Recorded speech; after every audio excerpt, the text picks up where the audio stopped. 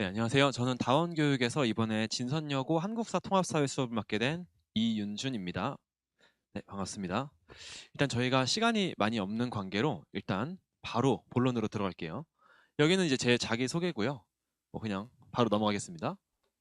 아마 이제 학생들이 고등학교를 올라가면서 학부모님들께서 걱정하시는 것도 되게 많으실 거고 궁금하신 것도 참 많으실 거라고 이제 생각이 돼요. 그래서 일단 학부모님들이 많이 궁금해하시는 부분을 제가 Q&A 형식으로 몇 가지 설명을 드리고 넘어가도록 하겠습니다. 여기 이제 와주신 학부모님들 중에서 이제 일부 학부모님들께서는 아니 나는 국영수 설명회 들으러 온 건데 통사 한국사까지는 사실 나는 뭐 열심히 챙길 생각이 없는데 뭐 이런 생각을 가지고 계신 분도 분명히 있을 겁니다. 자, 이런 분들께는요, 제가 오늘 설명에 오시기를 정말 잘했다 이렇게 말씀을 드리고 싶어요. 자, 앞에 잠깐 표를 한번 봐주시겠습니다. 보시면은 이제 진선여고의 그 과목별 단위수가 지금 정리가 되어 있거든요. 자, 단위수라는 거는 일주일에 그 해당 수업이 몇 번 들었느냐, 자, 이거를 이제 숫자로 나타낸 거고요. 이건 나중에 아이들이 대학교를 갈 때 해당 과목 성적이 어느 정도의 비중으로 반영이 되는지 그 척도라고 생각해 주시면 되겠습니다. 자, 보시면은 국어, 영어, 수학이 각각 4단위씩이죠. 자, 그리고 한국사 통합사회는 3단위씩입니다. 그러면 국영수가 한국사 통사보다 중요한 거 맞잖아요. 네, 맞습니다. 저는 한국사 통사가 국영수보다 중요하다고 말씀을 드리는 게 아니에요. 제가 말씀을 드리고 싶은 건요, 바로 이 단위수의 차이입니다. 자, 한국사랑 통사는 3이고요. 그 다음에 국영수는 4단위입니다. 자, 차이가 생각보다 크지 않다라는 게 중요한 거죠. 자, 이 얘기는요, 아이들이 1학년 때 국영수에 집중하느라 한국사 통합사회 버린다? 혹은 소홀히 한다? 이랬다가 나중에 고3 때 애들 이제 수시 원서 접수할 때 이 한국사 통합사회 때문에 내가 갈 수 있는 대학교의 레벨이 낮아졌구나, 이런 걸 이제 나중에 애들이 깨닫고 후회를 하게 되는 거죠. 이제 그때 가서 후회를 하게 되면 이제 늦는 겁니다. 그래서 아까 이제 제가 말씀드렸던 게 지금 들어오신 게 이제 잘하신 거다, 오늘 그 설명에 오신 길 정말 잘하셨다 말씀드린 게 이제 이 부분입니다. 자, 그러면은 여기까지 이제 들으셨는데 한국사 통합사회를 챙겨야겠구나, 자, 이런 생각이 드시죠? 자, 그럼 다음 질문으로 넘어가도록 하겠습니다. 선생님, 저희 아이가요, 중학교 때 혼자 공부해가지고 역사사회 계속 A 받았거든요. 고등학교 가서도 잘하지 않을까요? 자, 이런 질문들을 많이 하세요. 자, 물론 중학교 때 잘했던 거 당연히 고등학교 때 도움됩니다. 근데 학부모님들께서 아셔야 되는 게 중학교랑 고등학교는 일단 기본적으로 평가 방식 자체가 달라요. 자, 중학교 때는 절대평가였었죠. 90점만 넘으면 누구나 A를 받습니다. 만약에 학교에서 시험을 쉽게 내서 전교생의 절반 이상이 90점을 넘었다? 자, 그러면은 그 친구들 다 어떻게 될까요? 전부 다 A 받습니다. 학교 측에서도 전혀 문제될 게 없어요. 하지만 고등학교로 올라왔고 이제 상대평가입니다. 내가 몇 점을 받았는지는 전혀 중요하지가 않아요. 내가 상위 4% 안에 들어가야만 1등급을 받는 거거든요. 자, 그러면은 고등학교에서 만약에 중학교처럼 쉽게 문제를 낼 경우에 어떤 문제가 발생하는지를 제가 말씀을 한번 드려볼게요. 작년 진선여고 학생 수를 기준으로 봤을 때, 작년 기준입니다, 대략 13명 정도가 1등급이에요. 자, 근데 만약에 시험을 쉽게 내서 만점이 20명이 나왔다. 자, 그럼 무슨 문제가 발생할까요? 이 20명의 학생들 전부 다 1등급일까요? 아닙니다. 이 학생들 사이좋게 2등급으로 다 같이 내려갑니다. 자, 이러면 학교 측에선 대참사가 발생을 하는 거고, 이런 대참사를 막기 위해서 학교는 시험 문제를 어렵게 냅니다. 뭐 문제를 조금 꽈서 내기도 하고요. 그 다음에 교과서에 안 나오는 내용들을, 심한 내용들을 수업 시간에 가르치고 그 부분을 시험에 냅니다. 자, 그러다 보니까 분명히 중학교 때 우리 아이가 계속 A를 받아왔는데 갑자기 고등학교 올라가더니 1학기 중간고사 때 한국사 통사에서 4, 5등급 받아오는 겁니다. 실제로 그런 사례들이 꽤 있어요. 자, 그럼 도대체 1등급은 어떤 학생들이 받는 겁니까? 자, 그거는 이제 제가 좀 전에 말씀드렸었던 그 킬러 문항이라든지 고난도 문제들 다 마치는 학생들이 1등급이 되는 겁니다. 자, 그럼 이제 여기서 이제 드는 궁금증은, 그럼 진선여고 한국사 시험, 한국사랑 통합사회 시험에서는 어떤 문제가 심화 문제로 나오는지, 그리고 심화가 어떤 유형으로 나오는지, 자, 이게 궁금하시죠? 자, 그 부분을 이제 다음 챕터에서 말씀을 드릴 건데요.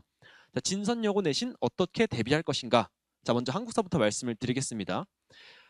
아이들이 처음에 한국사 시험을 보고요, 고등학교 때 큰 좌절감을 맛봅니다. 자, 그 이유는 바로 살인적인 시험범위랑 그 다음에 불친절한 교과서 때문이에요. 자, 지금 보시면은 제가 중학교 교과서의 구성과 고등학교 한국사 교과서의 구성을 지금 정리를 해놨습니다. 중학교는 총 6단원으로 구성이 되어 있고요, 역사 교과서가. 자, 1단원부터 5단원까지가 전근대사 파트입니다. 그리고 6단원에서 근현대사를 아주 압축적으로 설명을 해놨어요. 근데 아마 대부분의 중학교들이 다 비슷한데요. 6단원까지 진도 안 나갑니다. 대부분 시험 그 진도를 많이 나가봤자 5단원에서 끊깁니다. 자, 5단원까지 학교에서 배우고 고등학교로 올라왔더니 고등학교 때는 전근대사가 전부 다 1단원에 들어가 있어요. 그리고 2, 3, 4단원에서는 근현대사를 아주 자세하게 설명을 해놓고 있습니다. 문제가 되는 건 1학기 중간고사 때 시험 범위에 들어가는 바로 요 1단원이거든요. 너무 방대한 내용을 한 단원에 다 몰아넣다 보니까 문제는 교과서가 불친절합니다. 뭐 핵심적인 개념들 툭툭툭 던져놓고 그 다음에 자세한 설명이 없어요. 그냥 뭐 자세한 내용은 너희들이 알아서 이해하렴, 너희들이 알아서 암기를 하렴, 뭐 이런 식이에요. 자, 근데 이런 교과서를 가지고 아이들이 스스로 이해를 하고 스스로 암기를 한다? 이거 생각보다 쉽지 않습니다.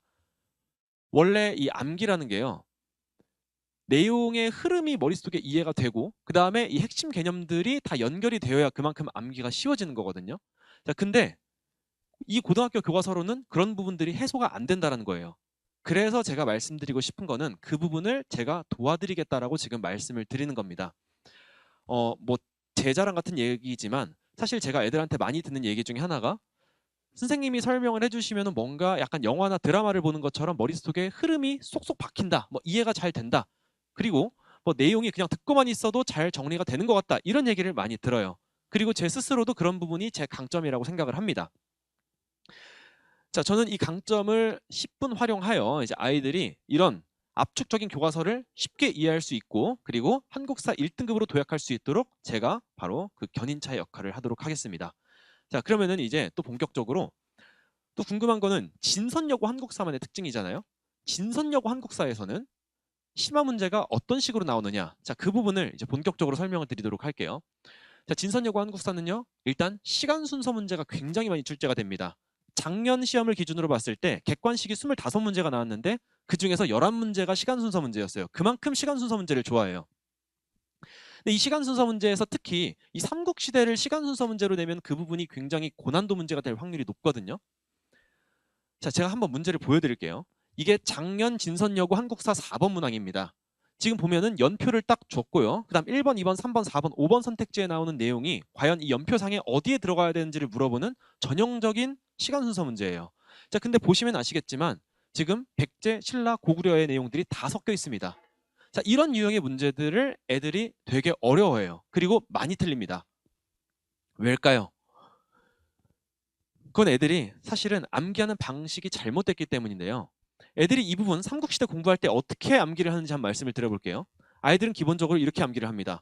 고구려 왕들의 순서를 암기를 하고요. 그리고 그 왕들의 업적을 암기를 해요. 그 다음 백제도 똑같이 암기를 하고 신라도 똑같이 암기를 합니다. 이렇게 고구려, 백제, 신라를 따로따로 암기를 하고 난 완벽하게 암기했어 이렇게 생각하고 시험장에 들어갔는데 이 받아보는 시험지에는 이런 문제가 나와 있어요. 고구려랑 백제, 신라가 섞여 있는 거죠. 시험에서 물어보는 건 고구려 왕들의 순서를 물어보는 게 아니라 백제 근초고왕 때 고구려는 무슨 왕이었니? 자, 백제 근초고왕과 고구려 소수림왕 중에서 누가 먼저니? 이런 걸 물어보고 있는 겁니다. 자, 그러니까 애들이 이런 문제를 보고 당황을 하는 거예요. 아니, 그럼 선생님, 이런 문제를 맞추려면 연도를 다 암기를 해야 되나요? 교과서에 나온 연도를 다 암기를 해야 되나요? 자, 그렇게 암기를 하게 되면은 이제 굉장히 비효율적으로 공부를 하게 되는 겁니다. 사실 저도 중요한 연도는 애들한테 암기를 하라고 해요. 근데 이 부분은 사실 연도로 푸는 문제가 아니라 제가 계속 강조하는 바로 그 흐름으로 푸는 문제입니다.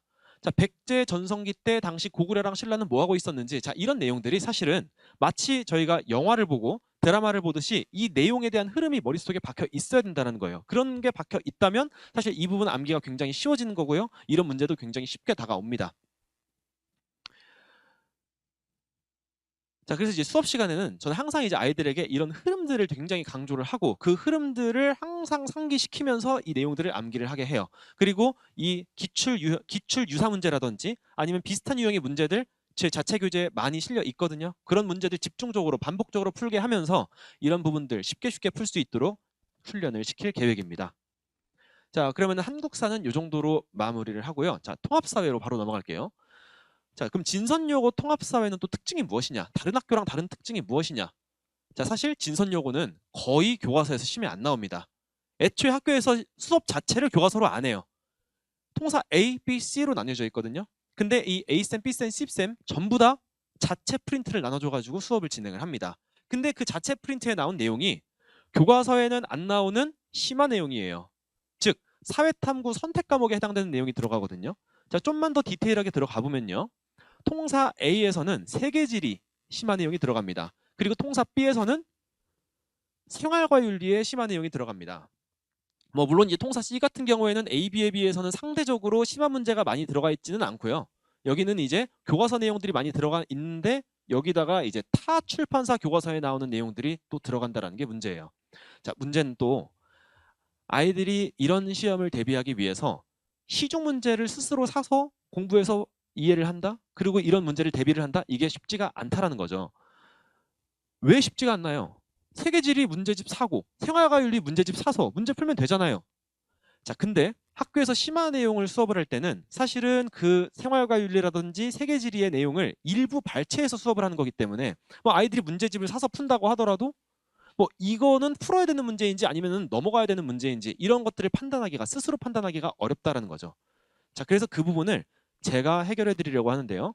제 자체 교재에 보면은 사실은 이런 진선여고 시험에 특화되어 있는 이제 그런 연습 문제들이 많이 수록이 되어 있고, 자, 그리고 뭐 개념 설명도 이런 심화 개념 설명들 아주 친절하게 잘 설명이 되어 있어서요. 이 자체 교재를 가지고 아이들 이런 문제들 쉽게 풀 수 있도록 집중적인 훈련을 실시할 계획입니다.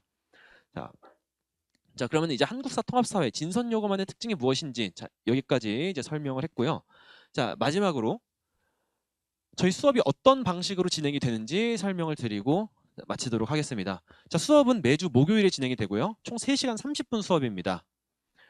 교재는 당연히 자체 교재로 사용할 거고요. 그 다음에 수업 구성은 90% 강의인데 사실 이 부분은 제가 계속 강의를 하게 되면은 아이들이 이해를 하고 있는지 혹은 제대로 암기를 하고 있는지 이걸 또 파악하기가 또 쉽지가 않아요. 그래서 중간중간에 제가 예제 문제들을 수업 시간에 같이 풀어보면서 아이들이 이해는 제대로 하고 있는지 암기는 제대로 하고 있는지 체크를 할 예정입니다. 10% 문제풀이는 이제 그 부분이라고 생각을 해주시면 되겠고요.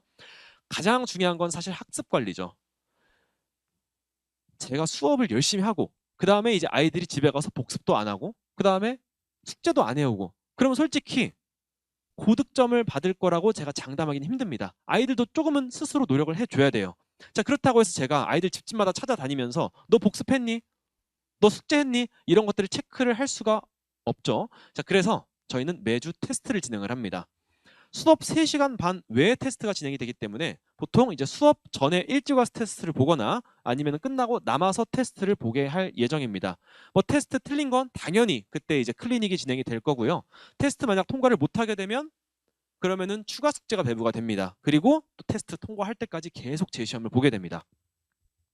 뭐 당연히 테스트 결과는 학부모님들께 다 발송이 될 거고요. 숙제 검사 결과도 다 발송이 될 겁니다. 문자로. 뭐 사실 아이들이 이런 압박감이 있어야 또 집에서 스스로 열심히 공부를 많이 하거든요. 자, 이렇게 수업 진행 방식 설명을 드렸고 마지막으로 이제 이거는 진도 계획서입니다. 뭐 사실 아직 시험 범위가 나온 게 아니기 때문에 제가 예상 진도를 가지고 짠 거고요.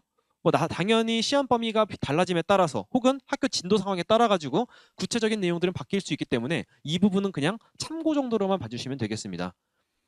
수업은 총 5회차고요. 그 다음에 직보 2회가 추가로 진행됩니다. 자, 직보라는 거는 이제 한국사 시험이나 통합사회 시험 보기 전날 정도에 보통 이제 내용을 총정리하고 그 다음에 실전 문제들을 풀어보는 방식으로 진행이 될 예정입니다. 자, 이렇게 해서 이제 제가 드릴 말씀들은 다 끝났고요. 첫 단추를 잘 끼워야 된다 뭐 이런 얘기가 있죠. 여기 와주신 학부모님들도 우리 아이가 어떻게 하면 고등학교에 첫 단추를 잘 끼울 수 있을까 뭐 이런 부분들이 많이 걱정이 되실 텐데요. 자, 이 부분만큼은 제가 또 자신 있게 말씀을 드리겠습니다. 통사 한국사만큼은 저에게 이제 믿고 맡겨 주신다면 저는 결과로서 답을 드리도록 하겠습니다. 감사합니다.